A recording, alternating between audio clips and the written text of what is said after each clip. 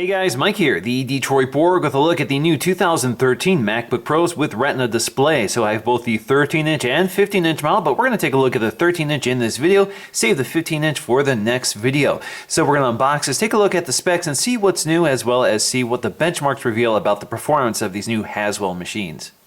Now the 13-inch model is slightly newer than the 15-inch model because they've actually redesigned the chassis, so it's now thinner and lighter than before. The 15-inch is pretty much the same externally.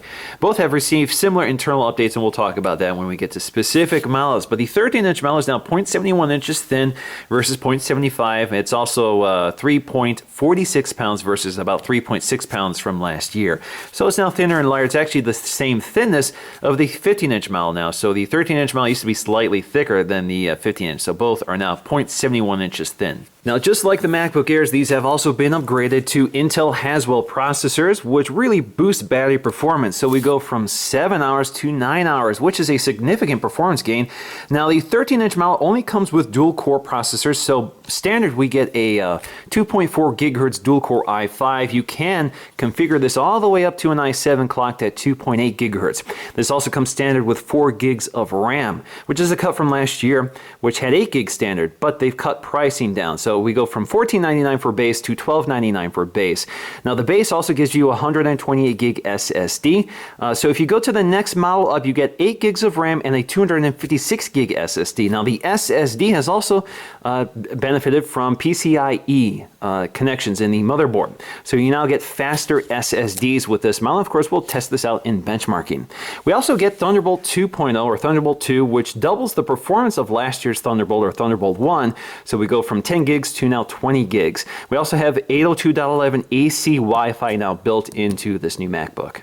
Now we also have Intel's new Iris graphics with the 13-inch model, while the 15-inch model gets the new Iris Pro graphics. That's integrated graphics with significantly better performance. That's all integrated with the new Haswell processor, so it's kind of built into the die. Now this boosts performance up by 90% from the Intel HD Graphics 4000 that was in this MacBook previously. Alright, so let's go ahead and crack this open and take a look at the inside. First, we're going to have to cut this plastic off, so I'm just going to slice it here. Alright, so I'm just going to lift the lid, and as you can see, I kind of cut the plastic around the edges so I can keep it around the box. That's just how I like to do things. So here you have the MacBook Pro with Retina display with the little tab here to lift it up. You can see that's the hinge side of the laptop, and toward the front you can see our thumbnail port for popping open that lid. And again, it is thinner, again 0.71 versus 0.75 inches along the side. So it does feel a little thinner, does feel a little lighter than the last model. Alright, so inside we'll find our power cable and this little wrapper here, so you can see our connector here. We also have our 60 watt power adapter. The 15-inch model actually gets an 85 watt power adapter. You can see this is a MagSafe 2 connector, so it's a little thinner. The MagSafe 2 connectors succeeding the ones that were on the previous generation MacBook Pros. So you can see we have our brick here wrapped in plastic. You can see our wall adapter, which you can pop off and connect your extension cable if you prefer. Of course, if you're traveling, you can also swap out your adapter for the local wall adapters. Now, this also has built-in cable management, so if you want to wind up your cable, tuck it away in your bag, there you go. Now, we also have our literature packet designed by Apple in California. So we'll find a quick start guide. It tells you a little bit about, in this case, Mavericks. So we have this literature updated for Mavericks. You can see, looks like they haven't quite updated the iLife and iWorks suite here. So the icons are still the older ones, but this is running Mavericks. We have the MacBook Pro. We also have our Apple stickers. And of course, with that glossy Retina display, they give us a little microfiber cloth branded Apple for cleaning that display. All right, so let's go ahead and get to our 13-inch MacBook Pro. We have a little tab here to break the seal. Should slide right out. Alright, so let's go and take a look at our new thinner and lighter 13-inch MacBook Pro with Retina display. So along the side, you'll find your MagSafe 2 power connector, which is thinner. So if we take our MagSafe 2 cable here, we're going to pop off this little plastic protector they put on it for shipping. You can see that the connector itself is all aluminum, and if you connect it, you can see it's magnetic. It will give you a little indicator there, letting us know if it's charging.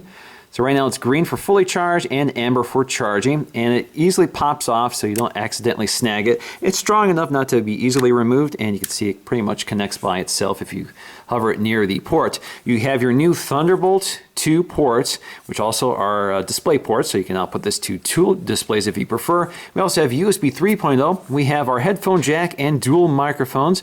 The headphone jack is a combination headphone jack as well as microphone. Along the front, you'll just find your thumbnail port here to pop open the lid. Along the side, you'll find an SD XC card slot as well as an HDMI out port and another USB 3.0 port.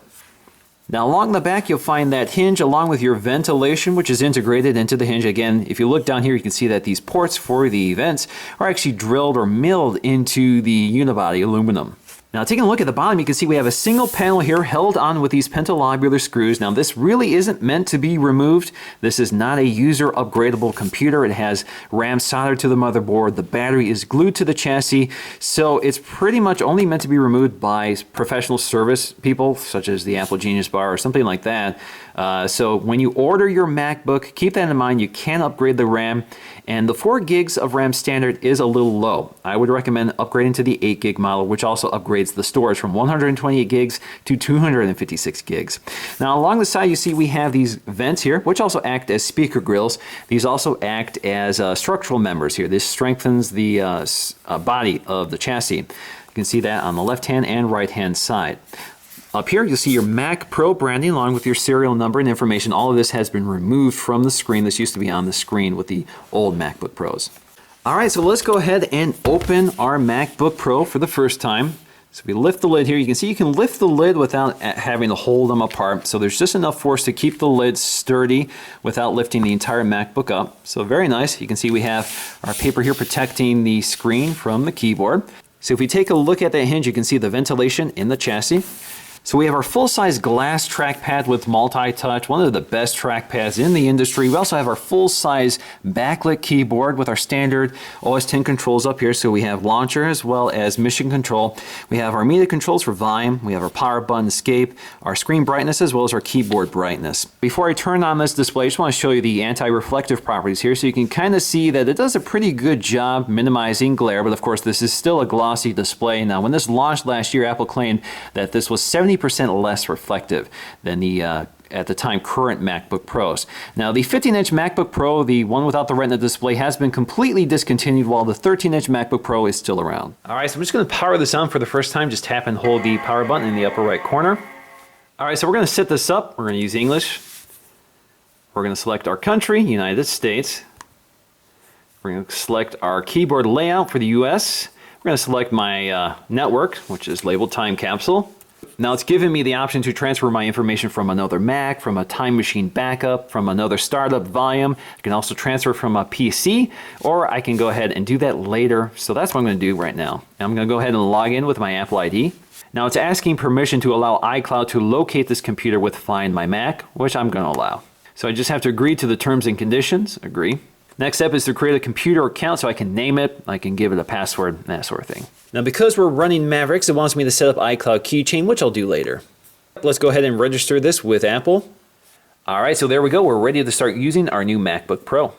Now, of course, the big news here is the Retina display. So this is carried over from last year. Again, it's an LCD IPS display with a resolution of 2560 by 1600.